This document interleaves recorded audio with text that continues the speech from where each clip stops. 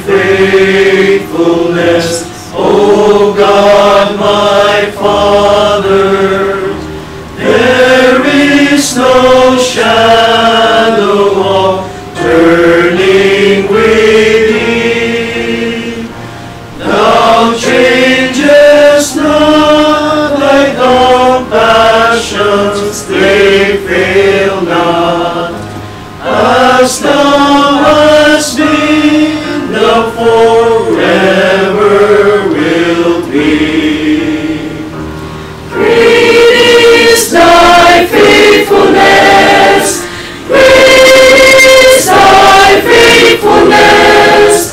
Morning by morning, new mercies I see.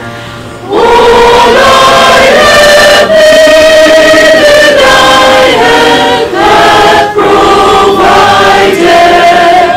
Great is thy faithfulness, Lord, unto me. Summer and winter and springtime and harvest, sun, moon, and stars in their courses above, join with all nature in manifold witness to thy great faithfulness, mercy, and love. Great is thy faithfulness, great is thy faithfulness. Morning by morning, new mercies I see. All I have needed, thy hand hath provided. Great is thy faithfulness, Lord, unto me. Pardon for sin and all peace that endureth, thine own dear presence to cheer and to guide, strength for today and bright hope for tomorrow. Blessings combined with 10,000 beside. Great is thy faithfulness, great is thy faithfulness.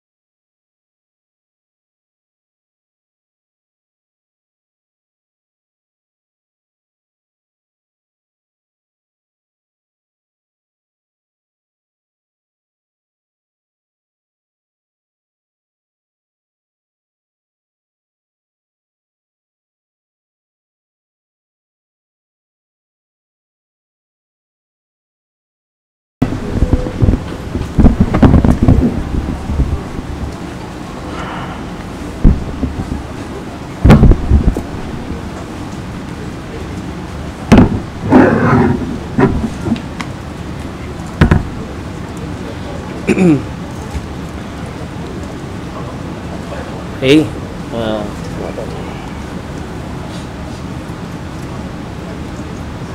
Ayun. Good morning, everyone. Good morning. How's your week? Everything is good. Actually, that's the common answer every time we ask, how are we, right? And we always respond, we're doing good, we're okay. But deep inside in our journey in day-to-day life, is somehow it's not what we expect, you know. But again, as the Gameo sing the song, great is thy faithfulness.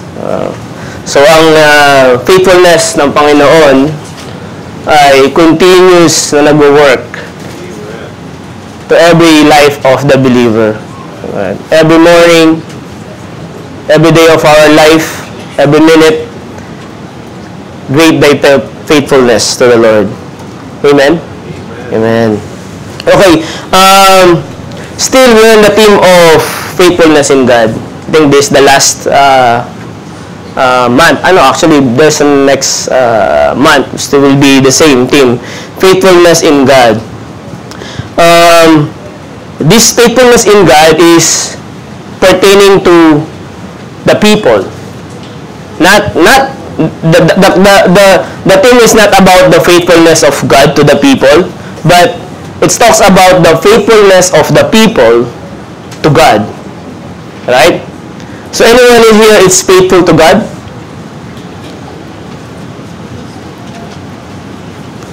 No one, right? We striving to be faithful to God. But 100% faithful to God, I think it is not yet written in the book of history. Right? But we're talking about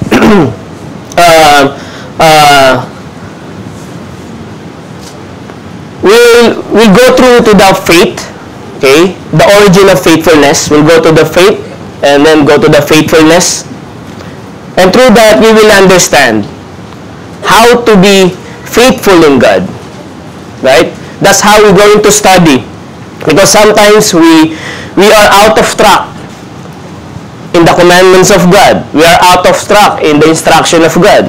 We're out of track the instruction of Jesus Christ to every believer. We're not escape on that particular instruction. We are not here to to live ourselves that we are all faithful in God. Right? We are here to understand the will of God, to be faithful in God. Right? We're trying to be faithful in God while we're living in this earth. So that's what we're going about to study. Okay? And there's two things in faithfulness, actually, while we are living in this earth. One is you will be faithful to our daily life, like for the personal growth, faithful, right? Like career, work, material things, even our family, right? It means we are loyal or pursue these things that somehow we will be attain it. That's faithfulness. To stick what is your plan, to stick what is your goal. You are faithful to accomplish these things in material things while we're living in this earth. And the second thing is spiritual, right? Faithfulness in spiritual things. That's very difficult task, right? Because earthly things is attainable, but faithfully in spiritual, doon tayo nagkakaroon ng problema. Right? So,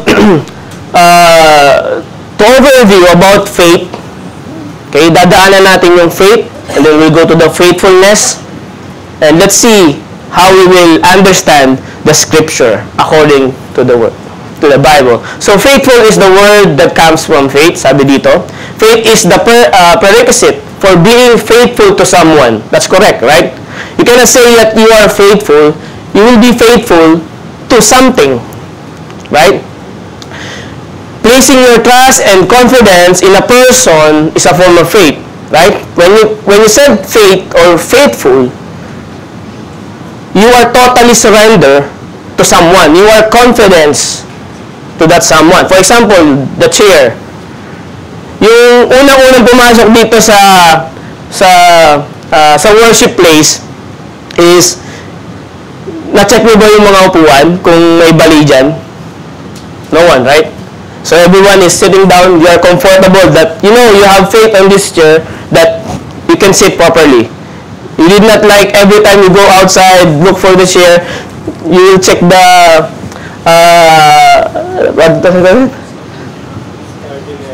the stability of the chair. If it's broken or it will carry your weight, right? So that's faith, right?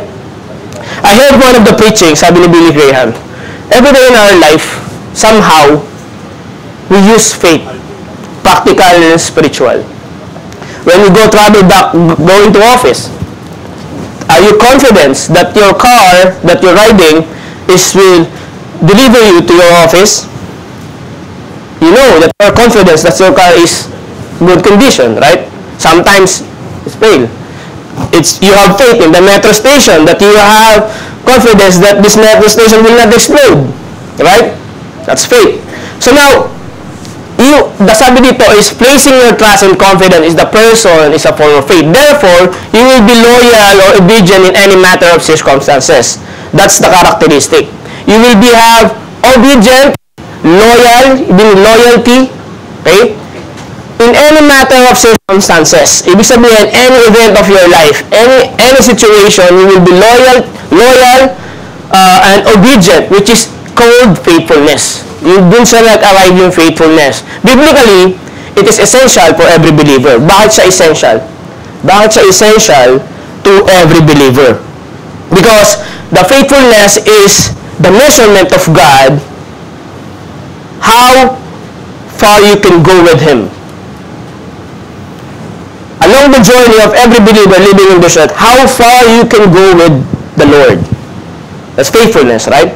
Some people back it down, right? Some people nadapa, bumangon, lumakad ulit. Some people turn away because they're getting tired. How far you can go. How far you can be loyal, display your loyalty to Christ. Okay? That's the measurement of faith. And this is what we're going to study. Even the man of the Bible in the scripture, like Peter, right? So Jesus Christ asked Peter, go out to the boat, walk to the water, and then he walks. And after that, he sinks. Faithfulness, loyalty, I mean partially. That's why he sinks. Partially. Okay? And sa mga Jew also, Jesus Christ told to the Jew that He says that you are a faithful generation, faithless generation. Because Jesus Christ knows that these people will drift away, forsake their calling. Now, we will go to study and what kind of faith I have. Anong klaseng pananampalataya meron tayo? Okay? What kind of faith I have? Okay? This is a personal question. Every one of us, we have a different measurement of faith. We have different measurement of faithfulness. Every one of us, we have our own unique way of journey as a believer. We cannot say that si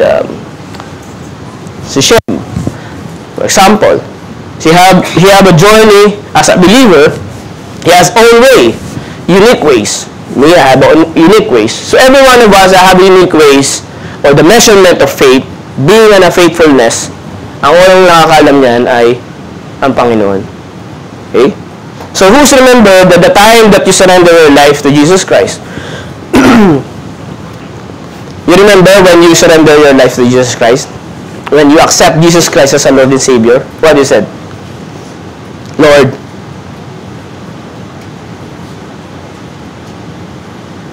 I trust you. Right? My loyalty is for you. So along the way, along the journey, somehow we forget the loyalty to Christ. Let's open our Bible to 1 Peter chapter 1, verse 3 to 9. Let's read it all together. Can I invite everyone to please stand? In 1 Peter chapter 1, verse 3 to 9.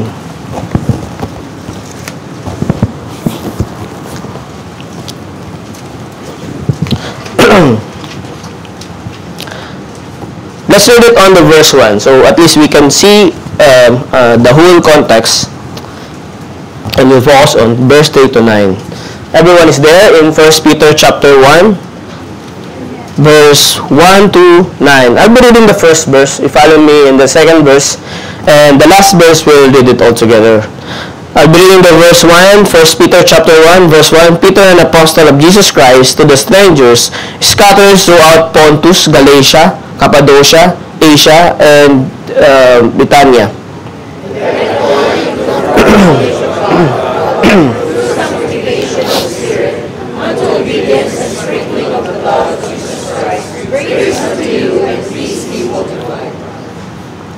Blessed be the God of Father of our Lord Jesus Christ, which according to His abundant mercy hath begotten us again unto a lively hope by the resurrection of Jesus Christ from the dead.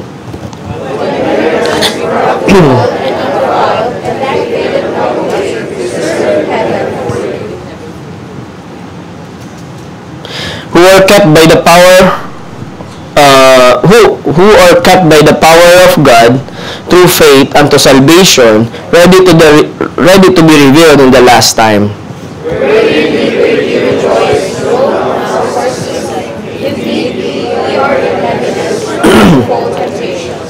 But the trial of your faith, being much more precious than of gold that perisheth, though it be tried with fire, might be found unto praise and honor and glory at the appearing of Jesus Christ. Whom having not seen, ye love, in whom, though thou seest him not, yet believing, yet rejoice with joy unspeakable and full of glory. Receiving the end of your faith, let's read it all together, sorry. Receiving the end of your faith, even the salvation of your souls. Let's pray. Dear Lord Heavenly Father, bless your word that we may understand it. Speak to us, Father God, by the power of the Holy Spirit. We commit to you our worship service and trust it to you, Father God, in the name of your Son, Jesus Christ. Amen. You may be seated, please. Thank you very much for reading the Word of God, Scripture. So I'll give you a little bit background about 1 Peter, about the book of Peter, right? So the writer here is, obviously, is the Apostle Peter. Okay? And he was, his name was Simon during that time, when he met Jesus Christ. So Jesus changes to Peter. It mentioned in John chapter 1 verse 42. Binago yung pangalan ni Peter, si Simon, and it changes to Peter. And Peter means rock, a stone. Okay? So it is John chapter 1 verse 42 na the representation of Peter is a rock or a stone.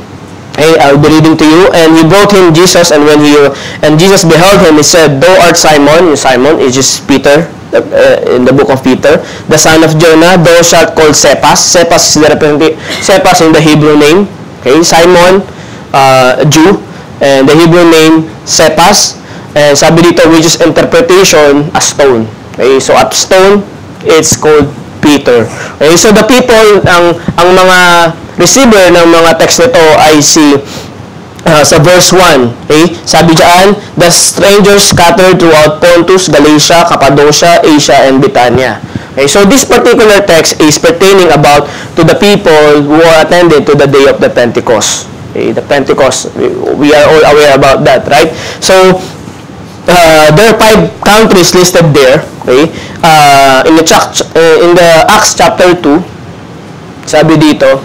Okay, so people are gathered together in the day of Pentecost. The intention there is because that's traditional practices. Okay? So the intention is not to worship Jesus Christ. The people there going there the intention is not to convert as a believer. The intention there ng mga people na kaya pumunta sila doon is what? Because it's the feast. Okay? That's the tradition. So that's the good opportunity, mga disciple, happenly, that Jesus Christ lead them to be there to preach the gospel. So the people is not aware that they're going there to the feast. Ang ibig sabihin ng Pentecost in the Greek word is Pentecostai. Okay, so it means a fifth day from Passover. Yung pang fifth day, sabi diyan, that is the festival of Pentecost. 7 weeks, sabi dito, a feast of ingathering at the year. Okay, ito pala, sorry. Yan. Sabi diyan, and the feast of ingathering at the year's end. So, katapusan ng taon, which was the Feast of Tabernacles, called the Feast of Ingathering because of this time, all fruits of the earth, the corn, wine, lahat ng kanilang mga crops, kanilang mga ani, they'll bring it together there to offer. And it was close of old year. It means by, for example, we have January to December, they have, by the end of the year, before 5th day, that's the day of the Pentecost. It says here, according to the history. According to the Asian account, which made or September for the first month. So, it mentioned Exodus chapter 23, verse 16. Basahin ko po sa inyo. Meron ba? So wala. So, Exodus chapter 23, verse 16, and the feast of harvest, the first fruit of thy labor, which thou hast sown in the field, and the feast of ingathering, which is in the end of the year, where thou hast gathered in thy labors out of the field. So, all the laborers going there, bring their crops, bring their harvest to offer on that tradition. Okay? So in short, the people attended to the festival, and suddenly, they are converted. Okay? As a believer, as a Christians. Okay? I'll be reading the supporting verses. So at least we can see the history before we jump out. We jump to the 1 Peter chapter 1. Because the 1 Peter chapter 1 is the message of those people during the time, in the time of the Pentecost, when they are converted. And they are scattered going back to their own city, their own country, and Peter doesn't know that they are being suffering. And that's why Peter wrote this letter to deliver a message to them. Okay? In Acts chapter 2, verse 7 said, and they were all amazed and marveled, saying one to another, behold, are not these speak Galileans? Because these disciples speak in unknown tongues, they said. Okay? But that's different topic, right? So, they are speaking a common tongue, a language, which is understandable to all people.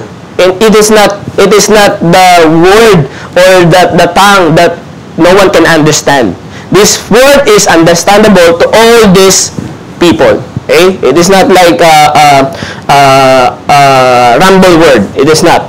So, and how hear we every man in the tongue wherein we are born? Sabi, nagtanong sila, bakit naintindihan natin yung kanilang mga sinasabi, which is hindi naman natin sila kalahi or magkakaiba kami ng sinilang. So, we're born.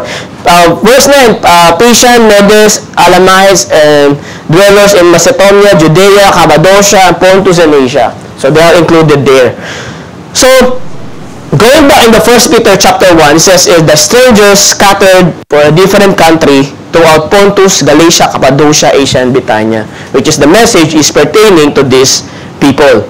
These people become Christian there. They are converted. Okay, according to chapter 2, verse 37 to 47. They are converted. In verse 41, they gladly receive His word. They accept Jesus Christ as Lord and Savior. And they were baptized. So accidentally, if you look at it and jump out to the history and time, you are at home, gathering your harvest, just like a normal year. Kasi that's the event every year. So just like gathering your harvest, you will go there to the day of Pentecost, the feast, you will offer something, and you will not expect that the time that you go there, that's the time that you will be converted. That the time that you will know that Jesus Christ is the Messiah. Right? And after that country or that city or those people are converted. And after that, they scattered. And the question is, after they scattered, what happened to their life? Okay? What happened after they are converted? They are going back to their own city, their own country. Kasi tapos na, they cannot stay there forever. in the Jerusalem. So they have to go back to their own city. So what happened there after their going back to their country? And the question there is, they'll be remain faithful to their oath during the day of Pentecost? We don't know, right? But Peter is very clear in his message that somehow they are in struggle. They are striving to be faithful to God.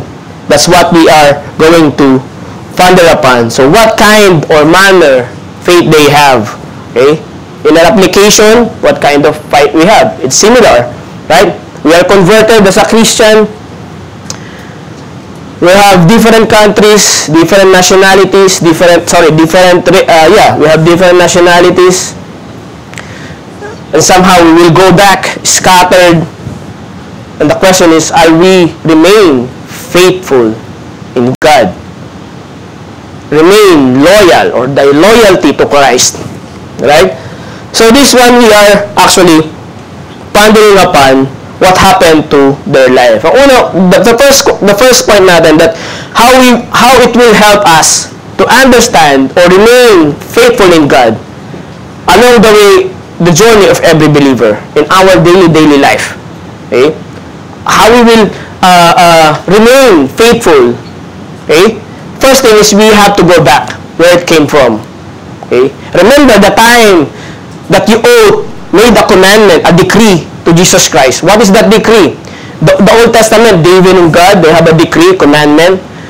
When the time that we accept Jesus Christ as a Lord and Savior, it's like there's a black and white paper that you sign it.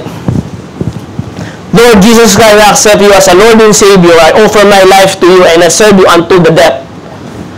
So that's the decree that God and the believer. So we have to go back. That's why sometimes we are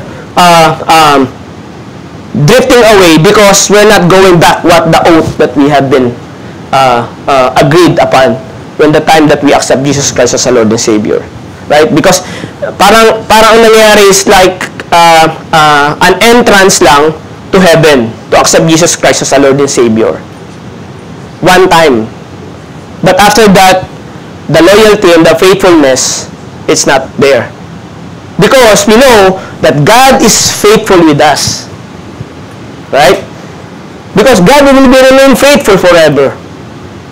That's why we are being confident. So now, the first point that we are understanding the value of faith. The value of faith is the measurement of faith to help us to be faithful in God. Okay?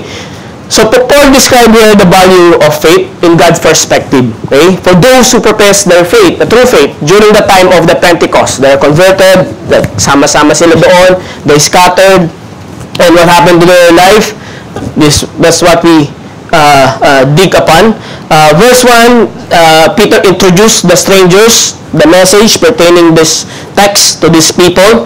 They turn their home churches, maybe they start the churches there, whatever, or they start the mission there, we don't know. But the time there, the message of Peter is for them, that the believer. So verse 2, those who believe, they are converted.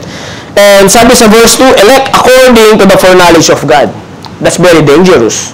When you make when you make a decree and agree, you are elect according to the foreknowledge of God. It is not about the foreknowledge of some other people, but the foreknowledge of God. Okay? So, and going forward, elect according to the foreknowledge of God, the Father, through sanctification. It is supported by sanctification of the Spirit. And obedience. Obedience here is the loyalty of Christ to the Father. Sprinkling, how Jesus Christ displayed His loyalty to the Father? By sprinkling of the blood of Jesus Christ. He died on the cross. That's His loyalty to Father. Grace unto you and peace be multiplied. And that's the instruction of Jesus Christ. He showed loyalty to His Father, and Jesus Christ is like saying, be multiplied and peace be unto you. Same loyalty that I show to the Father, it is now your turn. It's your responsibility to be faithful in God and be loyal to God, Father. So elect, ang ibig sabihin na elect here is electos, okay? And the Greek word is favorite. Okay? So we are favorite of God the Father. Why we become favorite of the Father? Because of the sprinkling of the blood of Jesus Christ. Because of the faithfulness of Jesus Christ to His children. That's why we become favorite. Right? So, and says here, during that time, when they are converted, in the day of Pentecost, they are elect and they are become favorite of God. And they are representative of God during that time. Okay? And they scattered to be represented in every country, every nation. Sa binanggit nating 5 country. Okay? And according to the foreknowledge, it means the foreknowledge of God is the omniscient and all-knowing God. That is the attribute of God. Okay? And through the sanctification of the Spirit, which is yung paglilinis ng buhay ng isang tao, the obedience, the loyalty of Jesus Christ. And that's the origin of faith came from. Okay?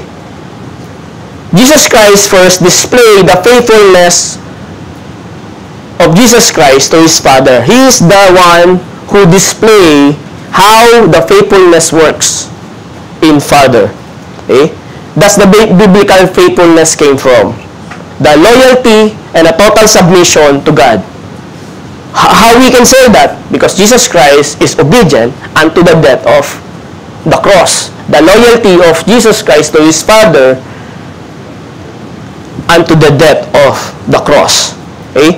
So if we are chosen or elect a favorite of God, we should be faithful to God. Right? We are favorite of God. God, the Father, we are a child, elect, favorite of God. We should be faithful to God, just like Jesus. Okay? But today, in Christianity, we call follower of Christ, and we are being unfaithful to God because we know that God is faithful to us. That's the somehow that we are being comfortable for, right? Because we always says God will not leave us nor forsake us. God is faithful to His promise from the beginning and to the end. From the time of Abraham to Moses, I accept Jesus Christ as a Lord and Savior. I know God is faithful to me. And the question is going back. Are we faithful to God? Right? Are we striving to be faithful to God? Okay?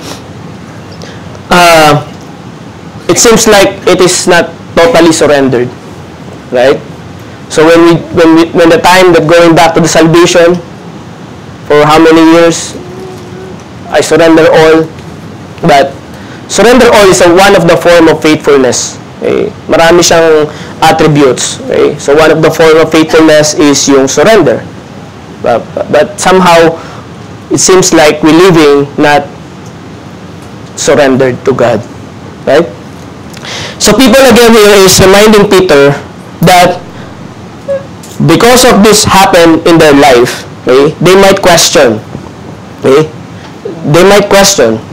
They might think that what happened to me after the conversion on the day of Pentecost, and then we go back to our own city, what happened to our life? It seems like it's not going well. Right? Peter wrote down this encouragement. In verse 3, sabi, "Blessed be the God of the Father, our Lord Jesus Christ, which according to His abundant mercy," Peter is recalling the people in the day of Pentecost na na-convert, because after they are converted, they scattered.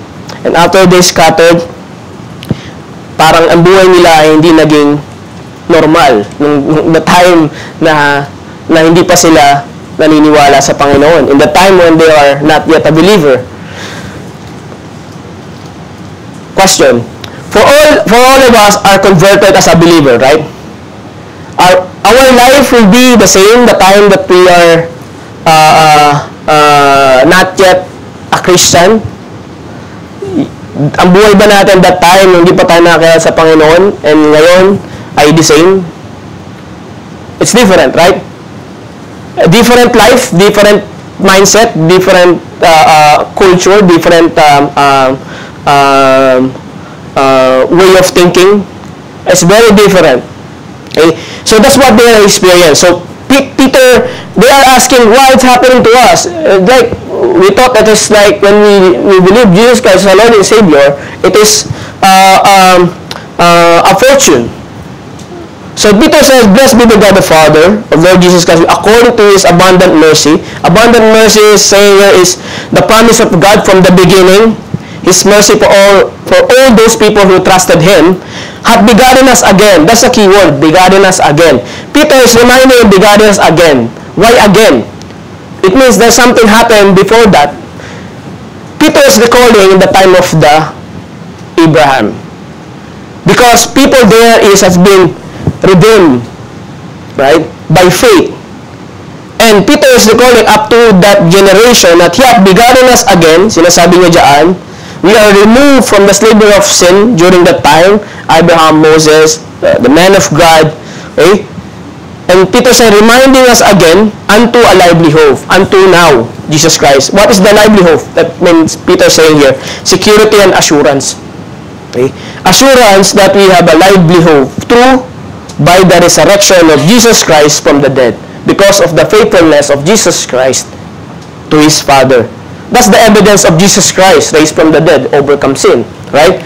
The total submission at faithfulness of Jesus Christ to God para lang sa atin. Okay? A lively hope. Okay? Meron ba? Lively hope? Okay. So, ang lively hope, ibig sabihin daw dyan is the expectation or confidence. A man's faithfulness to. Ibig sabihin, yung lively hope is something that a man's faithfulness to. Now, it is like, hindi ko na ilagay, so it is question mark actually. A lively hope, faith, the expectation and confidence to faithfulness to, and question mark. So it is our own decision, are we faithful to the Word or to Jesus Christ? That's why it says, a lively hope. What is your lively hope? A lively hope in this world or lively hope through Jesus Christ. So that's our choice. Sabi dyan, faithfulness. And verse 4, sabi dito, to inheritance and incorruptible and defiled that faded not away reserved in heaven.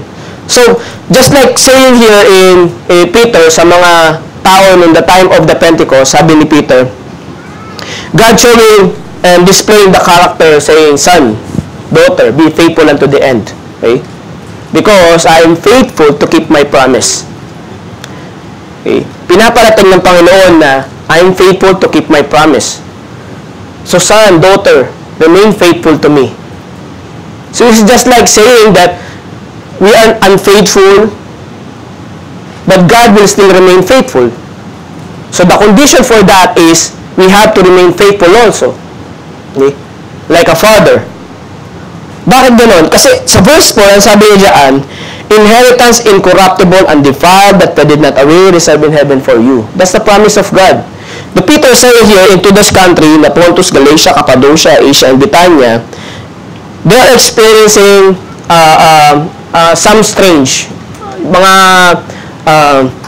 event na hindi nila ina-expect sa kanilang buhay. Okay? Kasi napakaganda ng buhay nila. Kinuha nila yung mga harvest, pumunta sila sa Pentecost, they offer, at pagbalik nila, converted na sila, Christian na sila. Ang pagbalik nila, hindi na normal yung buhay nila. And they experience some strange thing. Okay? Sino naka-experience na strange thing yung after conversion? After, marami, every one of us. That's why I said earlier, we have a different journey in life. Right? We cannot compare each other. Ba't si ganito, is ayos ang buhay. Ba't ganito si ako, We cannot compare. Because our journey is unique. Set by God. And the promise of God, what is it? God is faithful to us. So our condition is remain faithful to Him. Okay? Because inheritance incorruptible and defiled that faded not away. Incorruptible is yung inheritance, of course, yun yung pamana ng Panginoon sa atin. Ang consist ng pamana na yun, the attributes of that inheritance is incorruptible. It means moral principle or honorable. Okay? Sabihin, makakabuti. sa'yo bilang isang Kristiyano. Undefiled, it means it's pure. Walang halong kasinungalingan o walang not polluted ang bibigay sa'yo ng Panginoon. Faded not away, it is eternal, unfading. Okay? And the last part, it says, that's reserved in heaven for you. Maybe you struggle here in this earth because we're living in the flesh, but you are reserved in heaven. Right? Reserved, already prepared by God. Okay? And to support that, how we will put the confidence that this is the promise of God to us? Lord, that's what only you're saying. Reserve heaven incorruptible and defiled, they did not away. We cannot see that. We cannot see that. Okay? And Peter says, supporting the verse 5, he says here, who are kept by the power of God through faith unto salvation, be ready to reveal in the last time. What is the key on that? Who are? Ito na pala yung lively hope. Sorry, nagkabaliktad. So, lively hope, that's what? A man's faithfulness to. The Greek word, elpis. Okay? So, we put confidence whether you have to choose, brothers and sisters. Okay? And, inheritance, kept. The key word kept here is, hindi to yung kept na itatago ka. Okay? I was wondering also, when I check kept, kasi we are kept by the power of God, right? Pag sinabing kept by the power of God, you are under protection, right? Kept, parang holding you, embrace you, na walang makaka-ano sa'yo. But the meaning here is to be watcher in advance. It means, when the time that Jesus Christ, we accept Jesus Christ as Lord and Savior, and the time these people from Pontus, Galatia, Cappadocia, Asia, and Bithynia, Peter know that they will change their living, they might experience strange things in their life, but God is very is not lacking to their promise. It says it's kept in the Greek word of porero, to be a watcher in advance. It means, when the time that these people go into the Pentecost, they are converted, that Peter know that Jesus Christ is watching you in advance. Papunta ka pa lang, Jesus Christ is already there. It's watching you in advance. So every one of us, as a Christian, as a believer, Jesus Christ is watching us in advance. Naka-apak pa lang tayo ng 2 steps. Jesus Christ is already 5 steps ahead for us. Because He's watching our steps. When we fall, Jesus Christ will catch us and help us to stand back again and continue to be faithful in Him. Watcher in advance. Okay? Sabi dito, God exerted, prove His power to keep them. The only reason which any Christian have to suppose they will ever reach to heaven, the reason is the fact that God keeps them by His own power, because God is faithful to His promise. Right?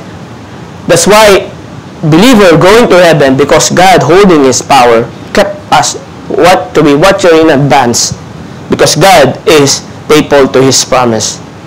What is the evidence? The evidence is 2 Timothy chapter 4 verse 18. The evidence is here, and the Lord shall deliver me.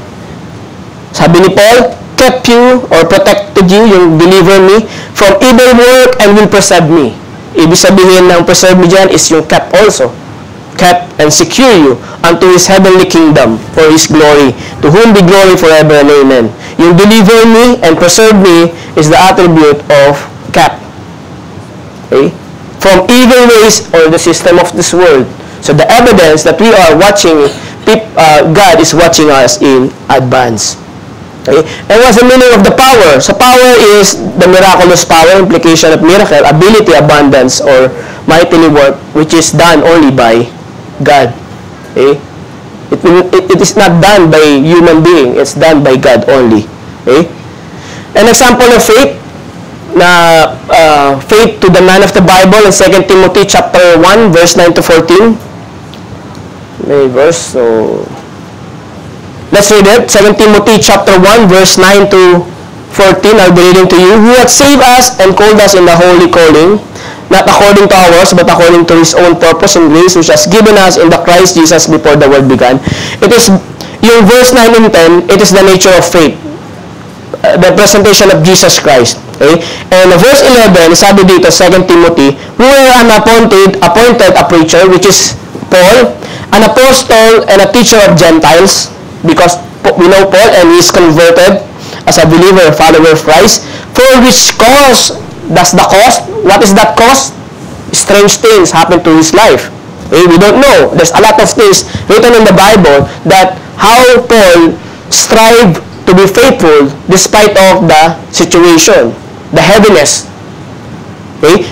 For the cause, I also suffer these things. So Paul is not escape for suffering. Right? If we are wondering that a believer is continuous suffering in the name of Jesus Christ, the man of the Bible, Paul, is also not escape. Sabi dyan, I also suffer these things. Nevertheless, sa anumang paraan, sabi ni Paul, I am not ashamed. The attribute of faithfulness is, he's not ashamed. Okay? Still be faithful despite of the situation. I'm not ashamed. For I know I have decided. For I know I have believed. Faithfulness again, the attribute. Even you don't know, but you have believed that you will escape somehow on this situation. And I am persuaded, sabihin, you are pursuing to be faithful in God despite of the situation, that He is able to watch you in advance, because the promise of God, it's there, which that I have committed unto Him against that day. I have committed the time that He met Jesus Christ in Damascus. He signed the black and white paper there. Hold fast from the sound which you has heard me in faith, in love, which is in Christ Jesus. The good thing which was committed unto thee, keep by Holy Ghost which dwell in us. Okay? That's your covenant to God through Jesus Christ.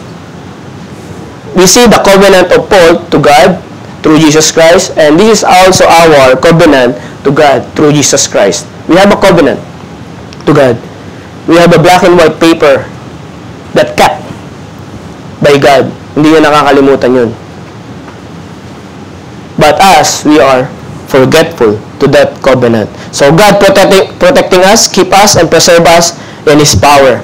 So the people here, they are experiencing struggle, temptation. We are reading in the following verse.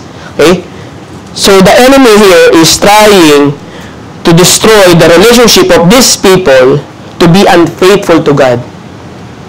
It is the same also for us now. Right? We cannot blame other people. That's why we are become unfaithful. All of that is well pointing to Satan, the devil. We are cleansed by the power of God through Jesus Christ, right? So who's the one that trying to inflict the confusion, the pollution? Satan, the devil. So they are trying to break the relationship, to become unfaithful to God. Okay? And let's open our Bible to 1 Timothy before we jump in. Okay? That's people. Paul is claiming that he is not faithful to God. He become faithful because God enabled him to be faithful, right? Because we cannot say that I am faithful. No one claim that I am faithful. I am striving to be faithful because God enabled me to be faithful. Okay? Let's read this, an example. And I thank Christ Jesus, our Lord, who had enabled me, God enabled him, for he counted me faithful. Paul is counted the faithful man, putting into the ministry, who was before a blasphemer and a persecutor, injurious, and I obtained mercy because I did it ignorantly and unbelief. Okay? The faithfulness in God, that's why we opened earlier, what is the meaning of faith? It came from, what is the meaning of faithfulness? Came from faith. That's why we get that biblical explanation. So we will understand that the faithfulness of every believer, the origin of that is through Jesus Christ. We are not faithful in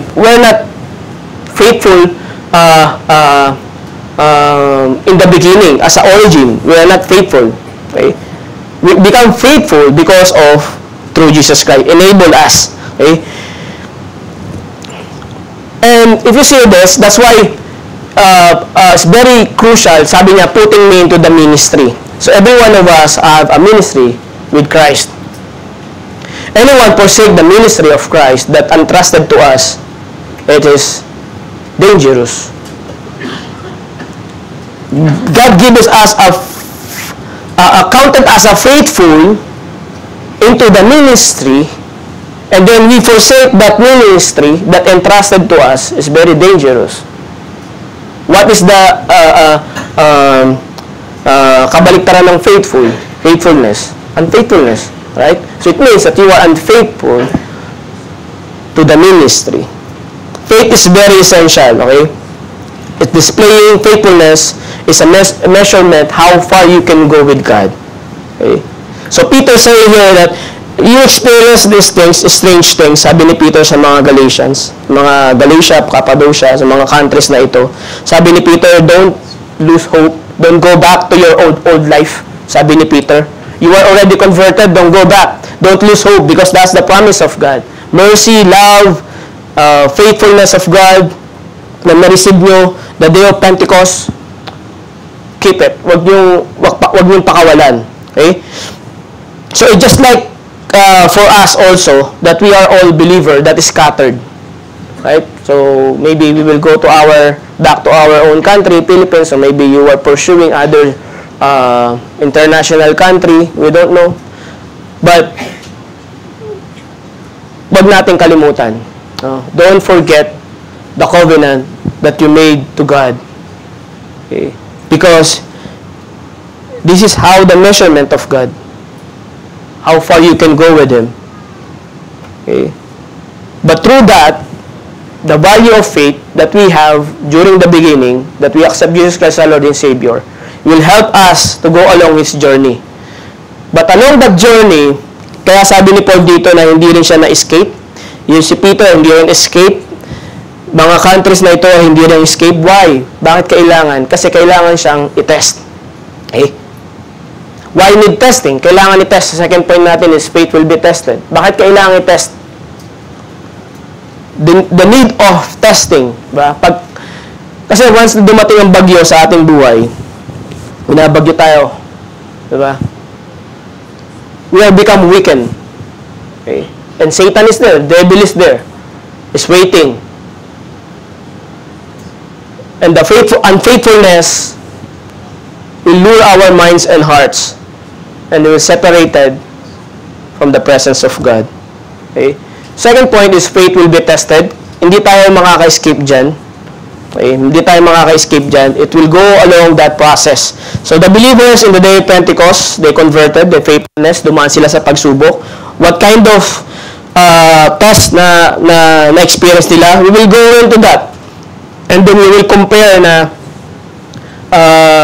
magaang lang pala yung pagsubok nila. Mas mabigat yung pagsubok ko ngayon. Let's see how heavy their testing of faith and how heavy the testing of faith we have right now. So sabi dito, in verse 6, wherein you greatly rejoice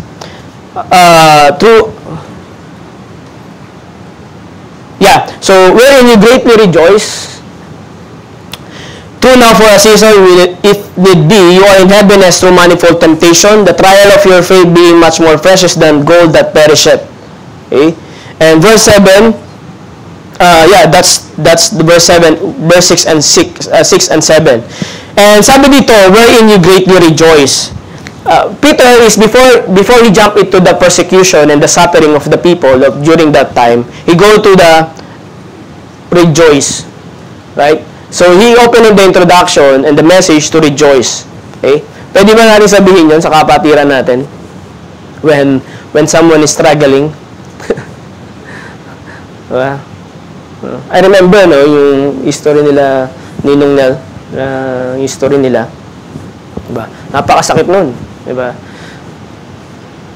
Diba? You are free to go, actually. You are free to go to live your faith because you expect something that is smooth along the way. right? But it took something that's special to them, right? It's very hard, right? And then you will tell to them, can you tell to them, rejoice, brother? Baka pag sinabihan mong rejoice, baka you can, baka masapakan. No, so, masapak ka, no? So, at least, no, I mean, that's the reality, di ba? But Peter is very strong to his message and confidence that he opened the message that rejoice. Despite of the heaviness and struggles that their life, that they encountered during that time. Okay, ang ibig sabihin ng rejoice kasi dito is, meron ba ako? Yeah, wherein you greatly rejoice. Greatly, greatly. Not only rejoice, I mean greatly. It means abundant, great. Okay? Despite of the situation. Sabi dyan, the particular meaning here is the hope which had their future inheritance, which is Peter says that before in the passage, inheritance. Then to rejoice. Through that inheritance, through that promise of God, through the promise to the name of Jesus Christ, they should experience greatly rejoice, even in the midst of persecution and trials. And that support to the a lively hope that Peter mentioned to these people. Okay? That's why he says greatly rejoice. It is important also to know that when we are going through any circumstances in our life, in any struggles or challenges in our life, we only greatly rejoice and looking back what God's promise. Okay? And what is their condition during that time? Sabi dito, you are in heaviness through manifold temptation. After their conversion, they go to their own country, they experience you are in heaviness through manifold temptation. So parang napakamali. Parang sabi siguro nila, mali tayo ng sinunda. Mukhang nagkamali tayo ng pananampalataya. I think we have done a mistake to follow Jesus Christ, because when we follow Jesus Christ, we're living a normal life here. Before we go to the Pentecost, and when we go to the Pentecost, we are converted. Parang nabudol lang ako dun My life here is changed. I've been suffering for this name, Jesus Christ. Sabi ng heaviness, that's why Peter says, you are in heaviness and through manifold temptation. After their conversion, let's expound about this context. And we will see what is that kind of heaviness and manifold temptation. And heaviness here, says in the Greek word, is lupeo. Distress plus intense. What we experience here is distress, right? What kind of distress we experience day to day? And that time, their life, their history, distress plus intense. What is that intense? It means yung gravity, right? The gravity of pain. Siguro, we don't know if nakakatulog pa sila, if they sleep well in the night, right? Or continue to cause grief. Continue, right? Non-stop, continue. Be in heaviness, be sorrowful, and be made sorry.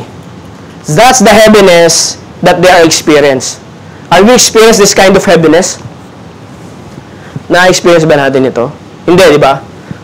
Konti lang dyan, siguro distress, but not intense. We experience cause grief, but not continue. On and off. But there is intense and continue that cause grief because following of Lord Jesus Christ. So that time they are thinking that no, I think mali kami ng finalo, mali kami ng sinunod.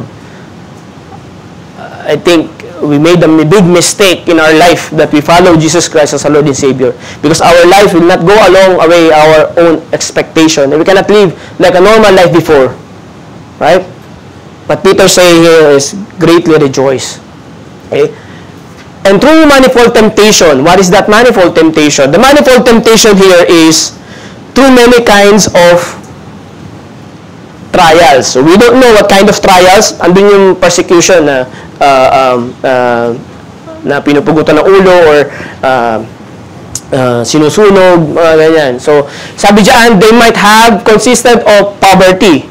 Before, when they go to the Pentecost, what is the tradition? They collect their harvest, right? what happened to them? They become poverty. Naging mahirap sila. We don't know why become poor.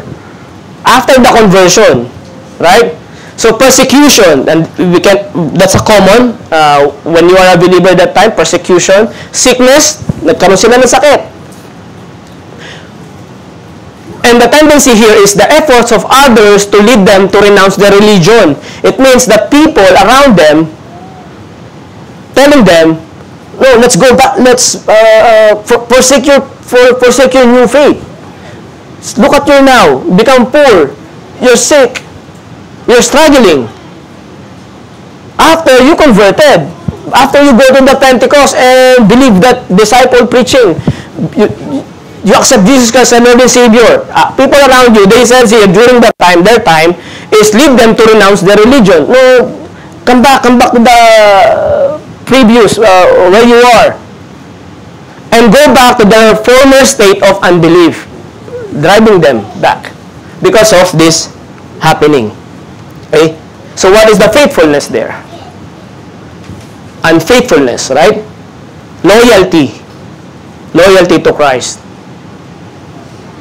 So Peter saying here is be loyalty to Christ, sabi ni Peter. In verse 7, it says here, the trial of your faith, being much more precious than gold, that perisheth, through it be tried with fire, might be found unto praise and honor and glory at the appearing of Jesus Christ.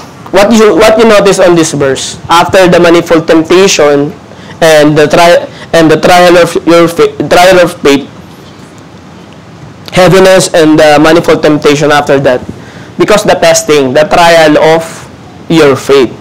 Okay? Every believers during that time and up to now were the same. We will experience the journey of every believer, the testing of our faithfulness in God. It requires testing, brothers and sisters. That's why at the following of verse here, binanggit ni Peter na sabi ni Peter, huwag kayong mamangha o huwag kayong magulat sa mga may experience yung unknown things or unknown trials sa inyong buhay. Because it happened during that time and up to now. So sabi dito is the testing of every believer para masubok whether it's genuine or not. Right? How you will identify that's why it's mentioned here, it's gold.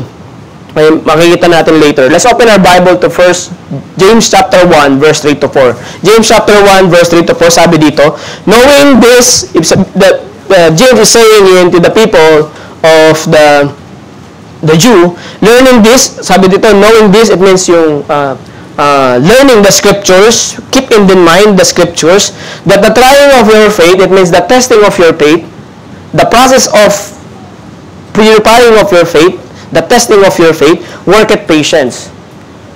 It takes time, okay, to endure. The endurance and the process of your faith, whether you're faithful or not, it will continue. Verse 4, but let patience have her work. Let it be God do the work. Be patient, right? During the journey, on the struggle, the trials, the problems, good times, bad times, let patience have perfect work, that ye may be perfect in the entire wanting nothing. In the due time, you will be gives glory sa Panginoon. And notice the word here in repeated. Patience. Okay? Patience, work, and perfect. Dalawang beses. Okay? Ang patience means dyan is yung cheerful or hopeful, constant endurance. Yun yung ibig sabihin ng patience. So, ibig sabihin, when the time you are in the deep trouble, be patient. Okay?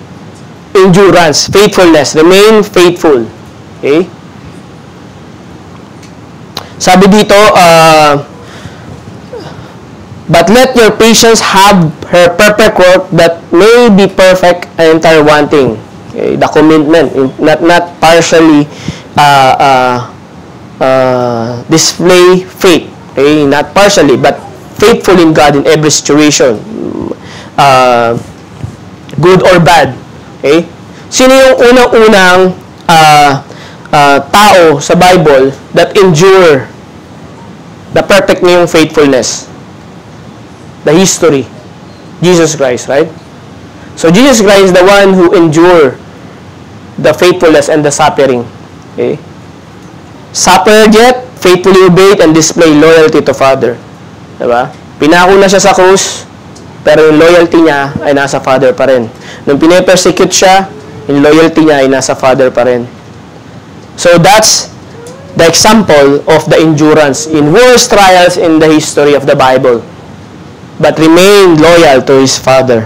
So Peter is encouraging these people to remain faithful because of this suffering. Okay? Sabi dito sa verse 7,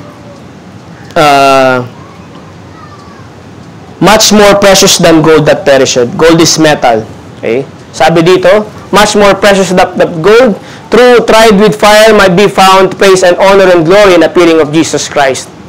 Okay? Yung proseso ng paggawa ng gold, compare our faith. Bakit kinumpare sa gold? Yung ating pananampalataya, ang our faithfulness to God. Bakit compare to the gold? The gold, we know how the gold process, right? They put it in the fire until it's melted, and some of the purities depart from that gold because of the fire. The purities will depart from the genuine gold, and the genuine gold, the person who was making the gold, they took that gold and formed it to the beautiful material things, and the purities departed and throw it. So that's our faithfulness looks like, right? Are we the purities?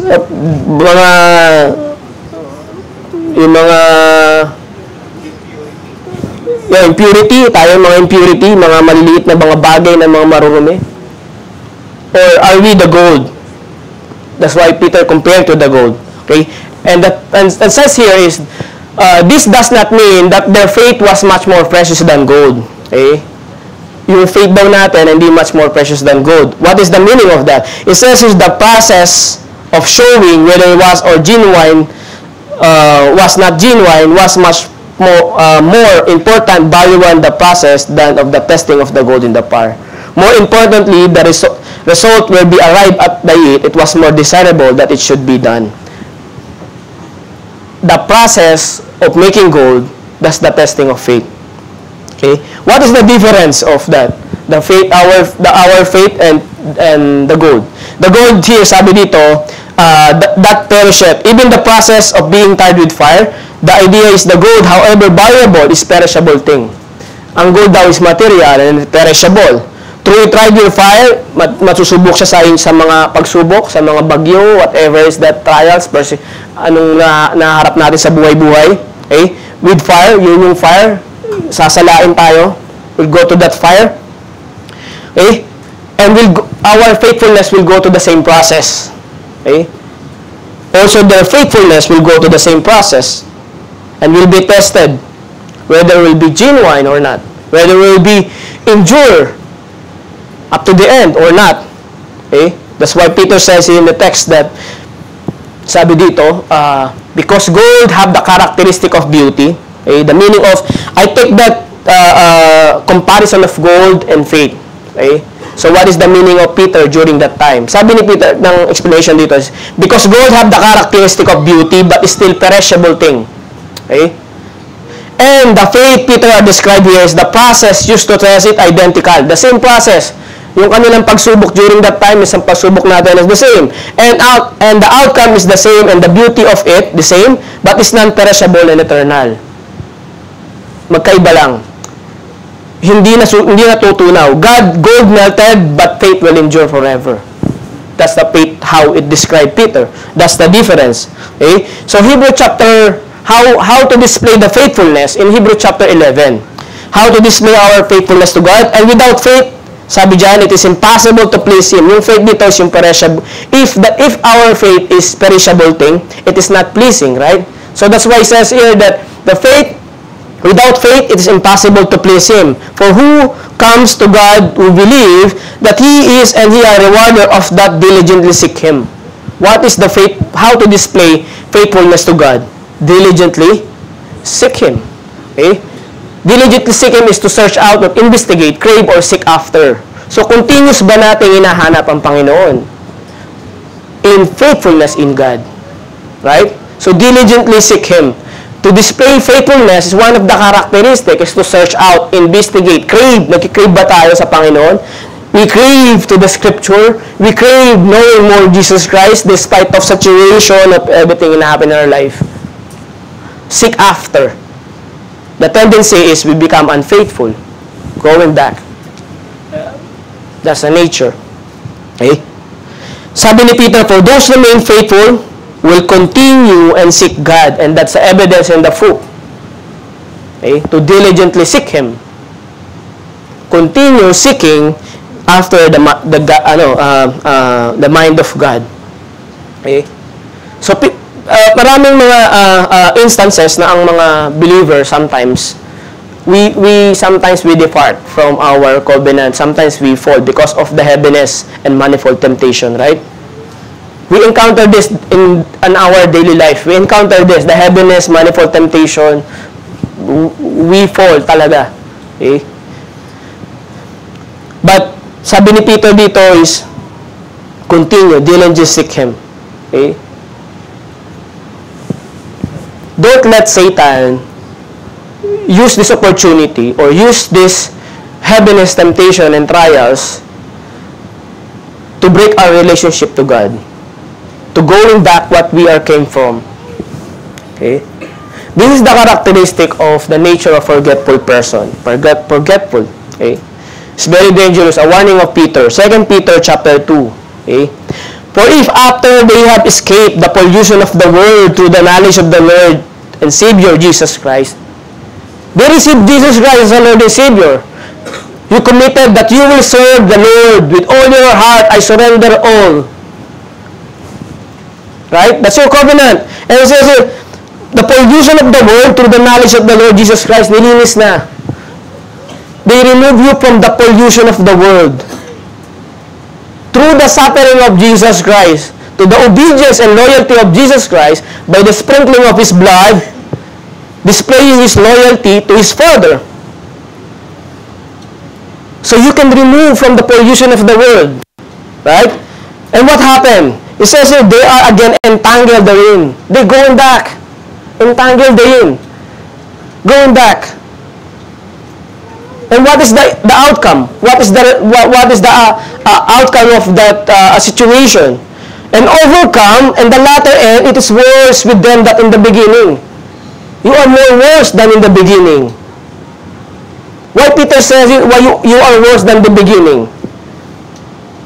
Because you know the knowledge of God. You are escaped from the pollution of the world. And now your end is worse than in the beginning. You become worse. Verse 21, sabi diyan, for it had been better for them not to have known the way of righteousness. Sabi ni Peter, mabuti pang hindi mo nalaman ang katotohanan. Because you become worse nang hindi ka pa believer at believer ka na ngayon at bumalik ka, mas worse ka kaysa from the beginning. That's the warning of Peter. The Scripture is not talking to us actually. Right? It's a powerful message of Peter to those people. And I remember, when I was studying it, of course you will become afraid. Right? Natatakot ba tayo? Somehow, na makabalik tayo sa dati nating, nakakatakot, di ba?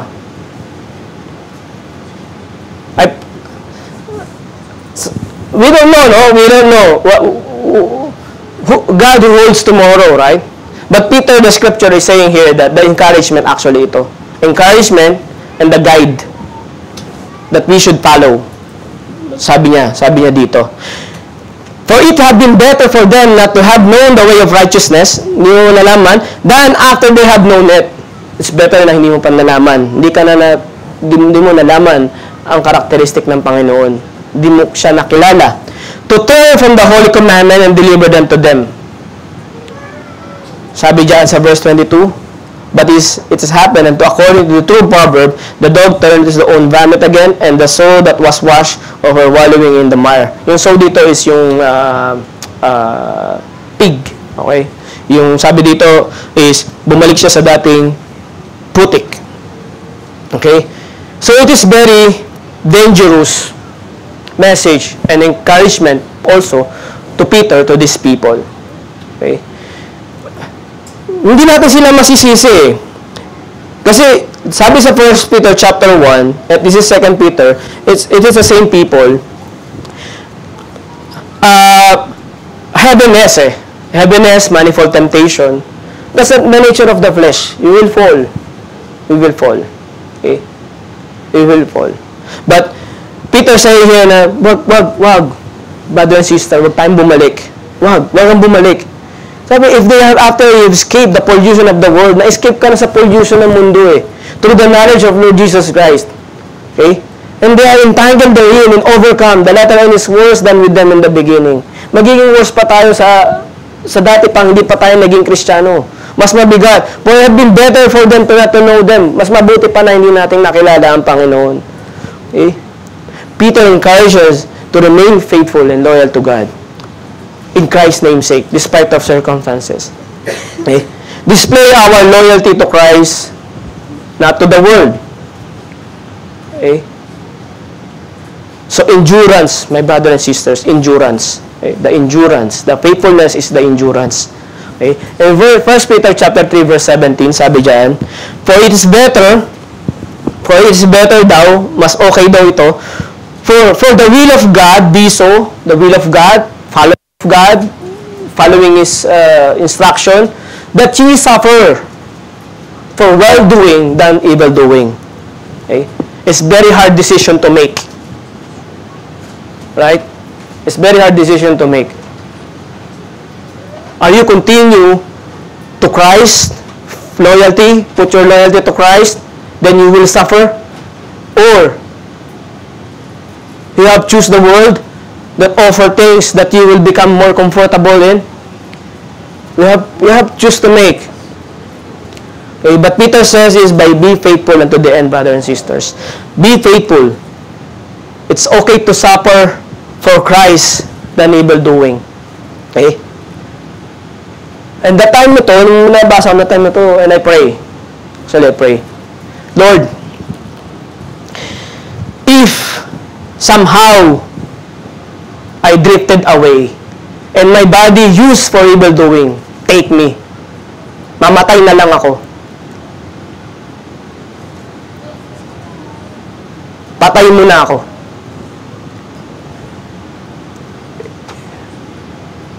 Because we don't know, right? May insurance naman ako. Diba? Actually, it's very dangerous, no?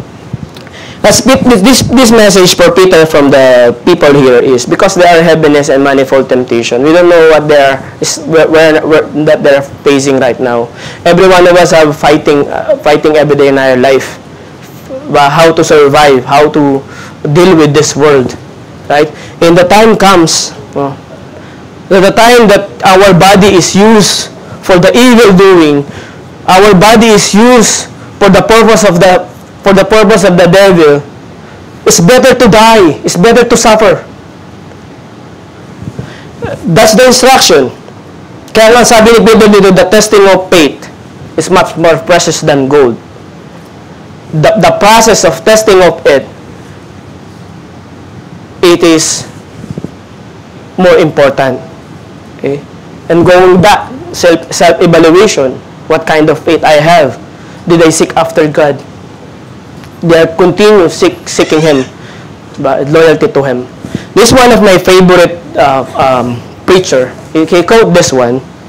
Okay. Sabi dito, Satan confuses us That's our only enemy. That's why we become unfaithful to God. Because of Satan. Wala tayong ibang sisisihin.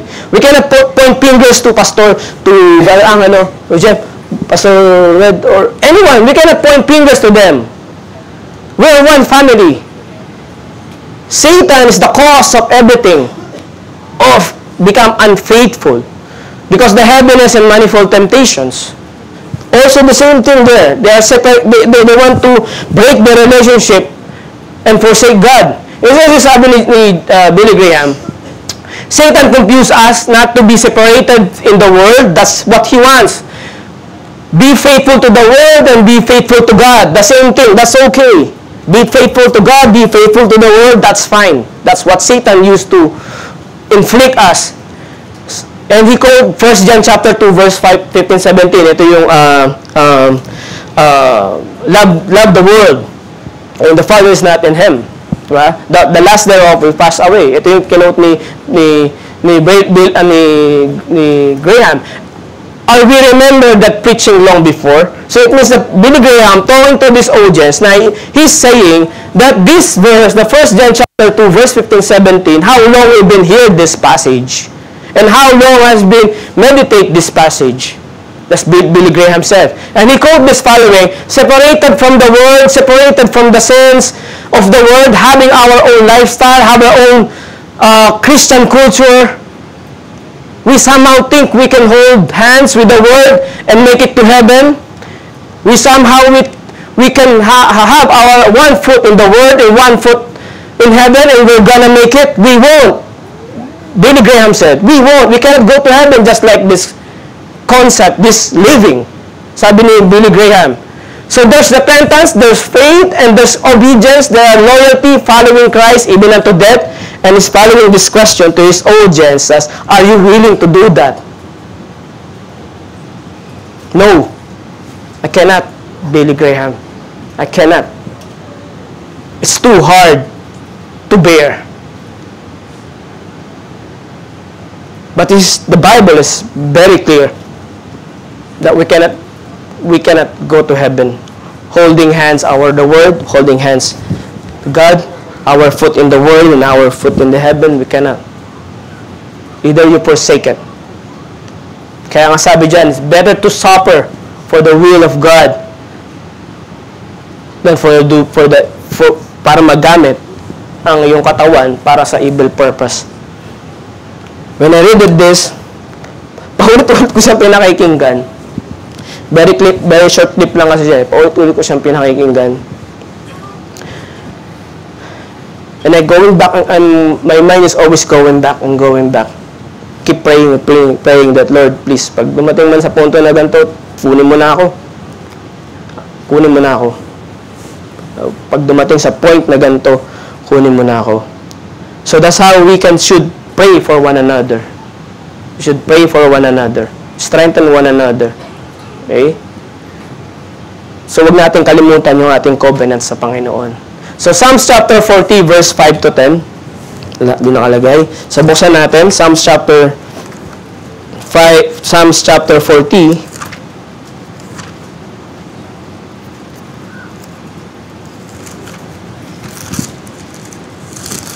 Psalms 40, verse 1 to 10.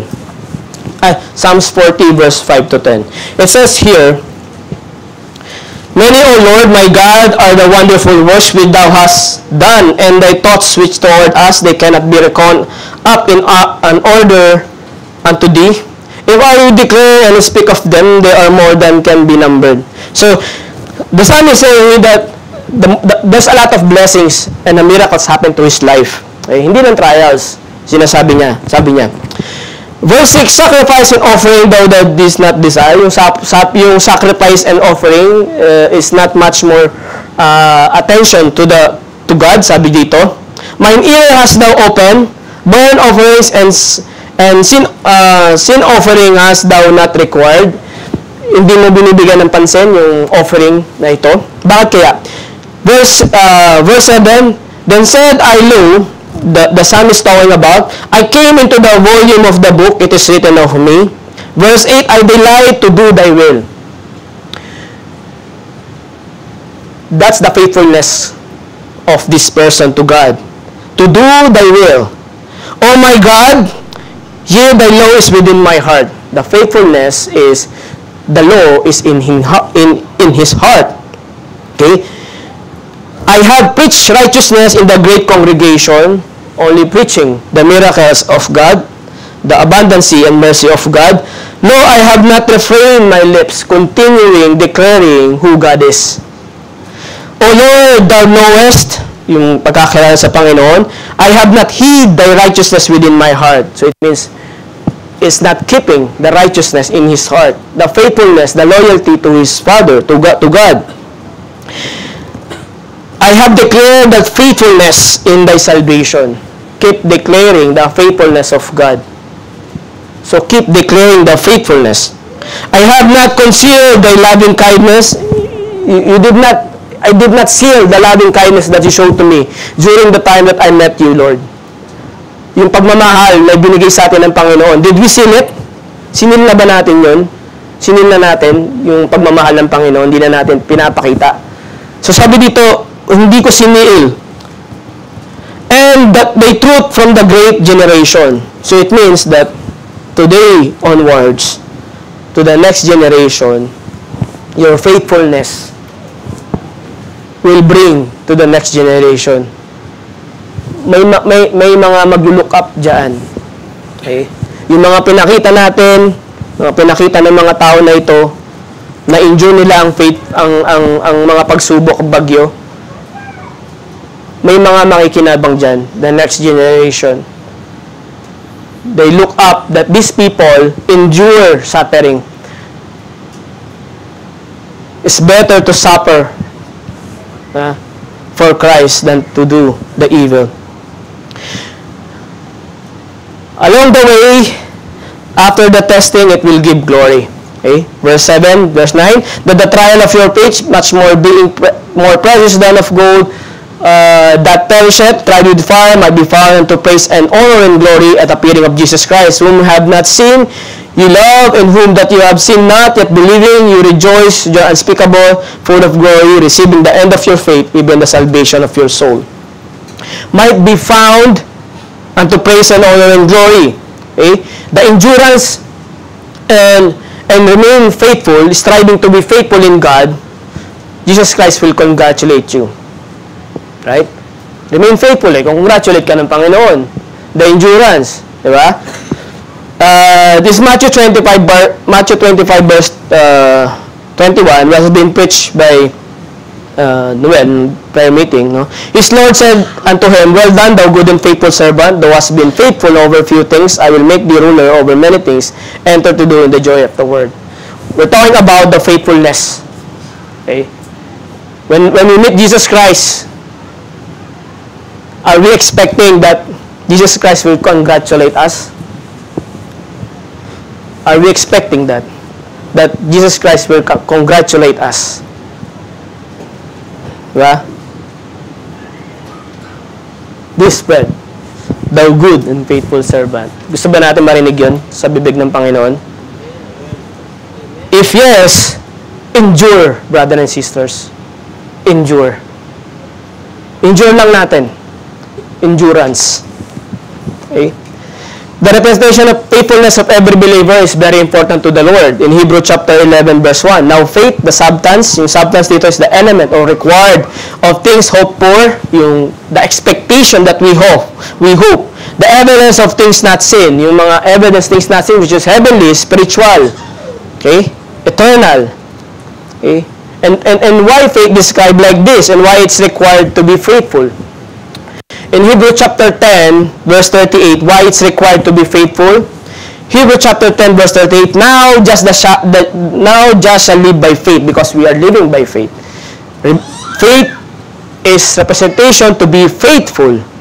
Sabi dito, there's a condition. If any man draw back, umatras, being unfaithful, diba? Draw back, umatras siya sa kanyang journey, sa kanyang laban, my soul shall have no pressure in him. Your soul, where it go? Sabi dyan. Okay? The time that you profess your faithfulness in oath and covenant and promise to God, and then you take it back. Lord, akin na yung black paper. Sorry, hindi ko kayang gawin. Pinirmahan mo na. Makakasuhan ka pa ng perjury. Diba? So that's drawing back. Okay? Sabi diyan, no pleasure in Him. Walang pleasure ng Panginoon sa iyo. Drawing back. It's very important talaga yung faithfulness. No? The endurance.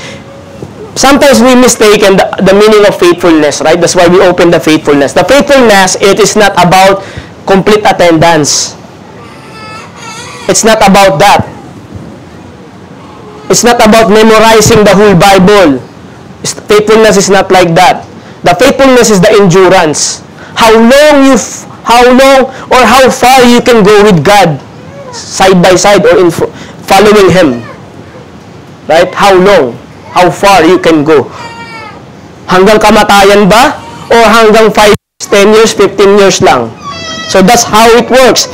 Hebrew 10 verse 39, but we are not of them who draw back. So, the Hebrew message here is, we are considering and encouraging that we are not the people who drawing back. Are we drawing back? No. Atras ba tayo sa laban? Atras tayo sa laban? Kunin natin yung white paper na pinirmahan natin sa Panginoon? Wag. But we are not of them who draw back. Yung kina-encourage ng writer. But of them that believe the saving of the soul. Because the saving of the soul, the important. Not drawing back. That's why faith is very important and need to be tested. If you will draw back or not. Okay? So, just like a sample explanation during that time. No? Gold, maraming mga illustration. The potter, how it works, magmula sa maduming clay, naging magandang base, gold. So, there's a lot of process that is going through. Okay? In 1 Peter chapter 4, okay? 1 Peter chapter 4, verse 12, sabi diyan, Beloved, think not strange concerning the very trial is tried to you, as though some strange happen unto you. Ito yung strange things. Meron silang heaviness, you are in heaviness, nasa kabigatan sila, and manifold temptation, meron mga pagsubok, manifold, many kinds, and Peter says, think it not strange. It means, wag mong sabihin na kakaiba ito. Okay? Sabi diyan, yung thing na strange is the very trial is referring doubtless to some severe persecution. Yung very trial. Actually, yung very trial is related and supported to that into the battle of the Romans during that time, ng Old Testament. Yung may mga pana-pana, tas may shield. Fairy darts, yes. Very darts supporting in that. So it's a very expound message, but referring lang itong fairy trial kasi yung mga hold ng mga soldier, di ba? Shield. Tapos mga pana. Tapos talagyan nila ng oil yun. Para pag pinapana sila, dudulas yung pana. Yung fairy trial is the considered as a enemy of attack. Enemy. So the fairy trials is the enemy of attack that they are giving them doubtless a severe persecution because of the will doing of Christ. Some strange happening is unusual, something which did not occur to others. It means unfamiliar, na hindi nila na-experience sa buong buhay nila. Okay? Meaning, all of us is have a unique ways how God deal with us. Right? Bakit si ganito, ang sakit niya, ganito. Bakit ganito si ganito, ang ano niya. So, God is dealing in a different way. Unique ways. No? How to strengthen our faith and remain faithful to Him. And that's our responsibility. How we will respond or our different actions in faithfulness. Okay? And the last part, sabi ni Peter dito is, but rejoice in as much you are partakers of Christ's suffering. That's the encouragement. Along the way of suffering, sabi diyan, you are Christ's partakers. Okay? Ini-encourage ni Peter yung mga believer dito. Okay? Sabi diyan sa Hebrew chapter 12 verse 2, looking unto Jesus, the author and finisher of our faith, who at the joy was set before Him, endured the cross, despite the shame, and sat down the right hand of the God of throne. Okay? So, everything, all of this, na na-experience ng mga taga Pontus, Galatia, Cappadocia, Asia, and Bithynia is the same that we are experiencing right now. The difference is the gravity and the weight. Okay? Siguro yung na-experience nila before ay hindi na natin na-experience ngayon. God is have a different way how to deal our problems and trials in life. Okay? So we cannot point fingers to anyone. Instead, diligently seek Him. Remain faithful to God. Okay? In every circumstances of our life. Okay? In this Bible, I have read the Bible in the 1 Peter, there's a one summary. I will read you one passage. Sabi dito na Peter, persecution can cause either growth or bitterness in the Christian life. Okay? So sabi, persecution can cause grief, can cause growth or bitterness in Christian life. So that how we respond, we have to choose. Okay? We have to choose. Whether it will be our body, our life will be used for enemy's purpose, or our body or our life better to suffer with Christ unto the end of the cross. Until the end of our life. Okay? Kaya nga sabi ni Biblia, how are you willing to do that? How far you can go with God? Okay? In conclusion, what kind of faith we have? The self-evaluation. Okay? Faithfulness should be, we must value the faith. Okay? The illustration of that is displayed by Jesus Christ. And if we value our faith, okay, it need to be tested. No? We cannot escape. Everyone can go along that journey. Our faith may be tested, patience and endurance. Okay? How far you can go. Testing our faith, whether it will be genuine or not, and then, along that process, our faith will give glory. And God please. And we met Jesus Christ in the last time. Brad, sister, thank you very much for your service. You endure the heaviness and manifold temptation while you are in earth. Because faith is important and essential, because without faith it's impossible to please God. Be faithful unto the end, brothers and sisters. Let's pray. Dear Lord, Heavenly Father, thank you so much for your word. Thank you so much for your endurance, your hearing your word. We are unfaithful to you in many ways, but you will still remain faithful to us. Keep talking to us through the Scripture, guiding us through the Scripture, encouraging us through the Scripture, Father God. Help us, Father God, to remain faithful to you unto the end of our life. If somehow you find us, Father God, our body being used for the evil doing, correct us, Father God, chasten us hard, even it costs our life, because it's better to suffer to Christ than to do evil. Maraming salamat, Lord. Bring back all the praise and glory in the name of Jesus Christ. Amen. Thank you very much.